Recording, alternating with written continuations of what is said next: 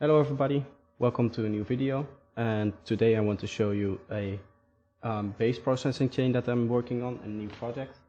I was live streaming today, and if you want to catch my streams, there's a link in the description. But anyway, I made this really cool way of processing a bass, and it involves a multiband compressor which is partially used as an expander instead of a compressor. So let's go over it and see what it looks like. Okay, so I'm gonna play the bass and the kick here, and as you can see, we have a few things. I also need to select this thing, and we're just gonna get a feel for how it sounds, and then I'll show you the particular setup I have to accomplish that.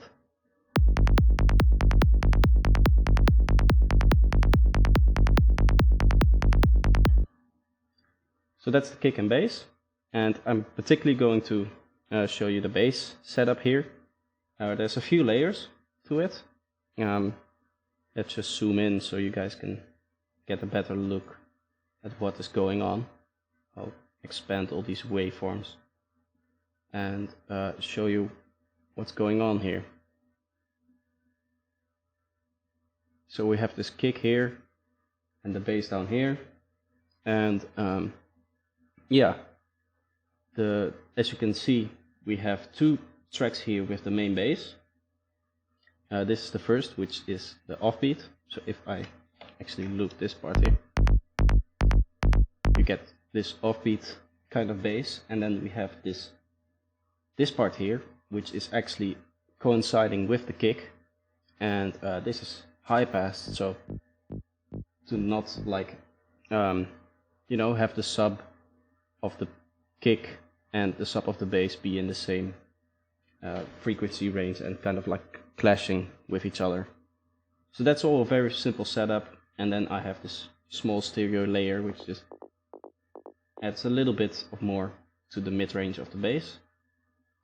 And then we go into this dynamics part here, and first of all we have an EQ which is not really doing anything, just a small boost and a small cut here. I don't think the bass will even go there at that range. As you can see, there's nothing happening there, so it's basically useless there, but I was just messing around with these settings and this ended up sounding nice. Then we have stereo processing. Of course the sub is in mono, the low mid is almost only in mono, and then we have a bit of widening at the top end, but not anything too crazy. As you can see, it's actually completely in mono because I turned off the stereo layer. If we now look at it, it should, yeah, you can see slight stereo happening there, which is just to, slightly widen it. The main part I want to show you is actually here, and I'm gonna go over each shape here. I don't think this first band, which is only the sub. Let's first talk about the frequencies. So as you can see, I have selected my sub, which is this hump here, as its own band. And then we have this mid-range area. And then we have a slightly higher mid-range. And then we have the top range. And you can already see what's going on here is kind of special. But let's go over each band. So the sub is actually not doing anything. As you can see, no compression, just a little bit of increasing here. And this is being compressed as well, but this is also getting back up, and yeah, so nothing crazy going on, just some multiband compression. But then we get into the next band, which has this weird shape. So what I'm doing here is I'm turning down the input and the output, and then with the threshold I'm bringing it back up. And this is a kind of compression. If I turn this off, this is a kind of compression that allows you to take the attack of your bass line and really force it out. So I'm just gonna play it without this multiband compressor, and you can hear that it's actually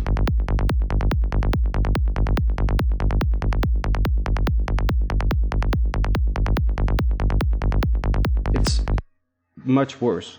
This is more clicky, more defined, and the transients are actually sounding really, really nice here. And so I'm going to show you how to set it up. And to do that, I'm going to open a new project and I'm going to quickly make a bass from scratch here. Okay, so I have a simple bass line and a simple kick.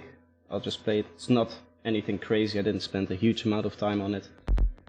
So this is our bass here, and then with our kick, very unmixed, very bassy at the moment. Might be able to get away with a little bit less sub bass in this case, but I'm gonna focus on the click. As you can hear, if I solo the bass itself, it's not really defined where the kick is. So what I'm gonna do is I'm gonna go to edit mode, and then I'm gonna press the link button here, which unlinks, basically makes sure that every control can be adjusted separately. That's nothing new. And now it's like any other multiband compressor. And I'm gonna first set my frequencies. So to do that, I'm gonna put this on the sub. I'm gonna just kind of play around with where this goes. I think like at around 700, 800 should be good. This is definitely something we might adjust later. And then this is just gonna go under the main click, which is here. As you can see this frequency area, which is kind of a little bit higher. And yeah, I'm just gonna put it under there so I can adjust this separately from this part of the click. This is basically where I want my click to start in the frequency range. So now what I'm gonna do, I'm just gonna turn this down for the first one. Turn this down very far, and I'm gonna put it in its expansion territory. And it's gonna be really loud now. If I unsolo this, it's way too loud. But for now, I'm just gonna concentrate on this frequency area and get the click right. As you can hear, we're clipping like hell, so that's not good.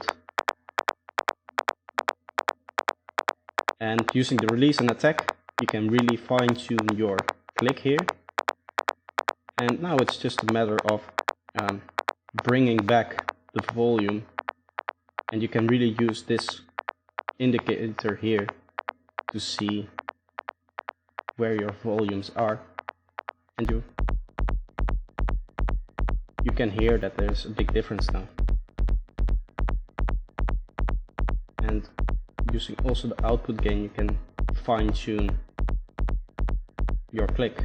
You can still hear that this is still more or less defined.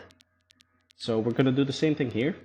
And the reason why I do it with two bands is because usually you want the attack and release settings on the higher band to be more aggressive. So I'm really gonna turn them down.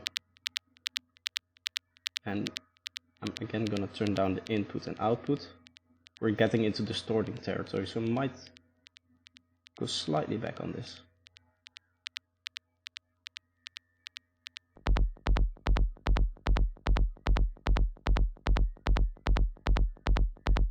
And I'm also gonna slightly compress this.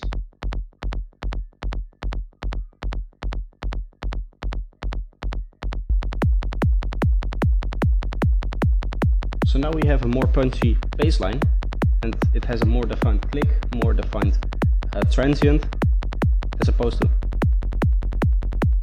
just this rumbling mess of high end which we used to have. So yeah, this is nowhere near perfect. I can fine tune this like another hour, and in the other song I actually did. So it's just to give you an idea of what this technique can do and how you can use it to make your bass lines more punchy, and how to use expansion instead of compression to get the same result as you would normally get with compression. Because what we're actually doing, instead of removing the decaying part of the sound, like let's say you have, let's get a simple bass sample, just one from the Cashmere pack will do. If you have a bass sound, you can either get the click part here, the very first part, and remove it from all the others, the frequency, so you would compress this part of that frequency spectrum, or you can boost this and then lower the volume of everything, which is what we're doing here. And this way you just have a little bit more control. So yeah, I hope that helps making your bass lines punchier. Again, as I said, if you like this kind of content, feel free to subscribe. I hope I'll be posting more. And if you want to see me produce live, then you can head over to my Twitch, where I do that.